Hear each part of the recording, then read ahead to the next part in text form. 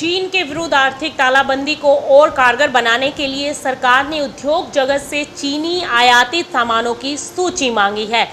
सरकारी सूत्रों ने इस बात की जानकारी देते हुए बताया कि चीन से आयात होने वाले गैर जरूरी सामान की पहचान करने और उसकी जगह देसी सामान को प्रोत्साहन करने के लिए यह कदम उठाया गया है। सूत्रों से मिली जानकारी के मुताबिक चीनी सामान की निर्भरता कम करने के लिए उद्योग संवर्धन और आंतरिक व्यापार विभाग ने ऑटोमोबाइल, फार्मास्यूटिकल्स, खिलौने, प्लास्टिक, फर्नीचर आदि से जुड़े व्यापार संघ के साथ बैठक की है।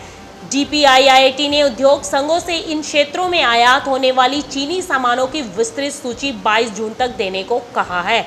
सूत्रों से मिली जानकारी के मुताबिक सरकारी कंपनियों में चीनी सामानों और ठेके पर पाबंदी लगाने के बाद अब सरकार ने निजी कंपनियों की ओर रुख किया है। सरकार की तैयारी अब निजी कंपनियों में भी चीनी सामानों की बिक्री रोकने की है। केंद्र सरकार की चीनी उत्पादों के खिलाफ मुहिम तेज करने में राज्य सरकारों को भी साथ लेने की योजना है। केंद्र सरकार जल्द ही राज्यों को अपने खरीद अनुबंधों में संशोधन करने के लिए कह सकता है। नए अनुबंध में यह सुनिश्चित करने की कोशिश होगी कि स्थानीय आपूर्तिकर्ताओं को तरजीह मिले और चीनी कंपनियों को प्रवेश न मिले। केंद्र सरकार ने हाल ही में 200 करोड़ रुपए तक के ठेके में सिर्फ देसी कंपनियों के लिए आरक्षित कर दिया है। केंद्र की योजना है कि राज्य सरकारें भी अपनी खरीद में इस नियम को अपनाएं। रिपोर्ट के मुताबिक चीनी से आयात होने वाले सामानों में ऑटो कंपोनेंट 20%, इलेक्ट्रॉनिक सामान 70%, कंज्यूमर ड्यूरेबल का 45%, API का 70% और चमड़े के सामान में 40% हिस्सेदारी है। इसके साथ खिलौने, प्लास्टिक, फर्नीचर आदि सामानों में भी चीन की काफ़ी बड़ी हिस्सेदारी है। विशेषज्ञों का कहना है कि इन पर रोक लगाने से घरेलू उद्योग को तत्काल राहत मिलेगी। इससे देश में रोजगार के अवसर भी पैदा होंगे।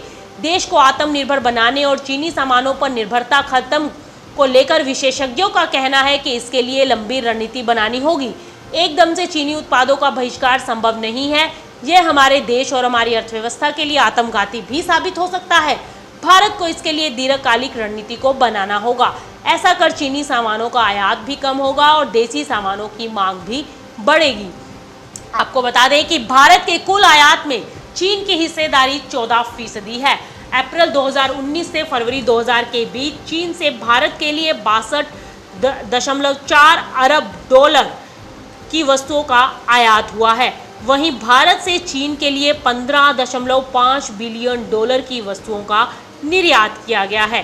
Bureau report, market times TV.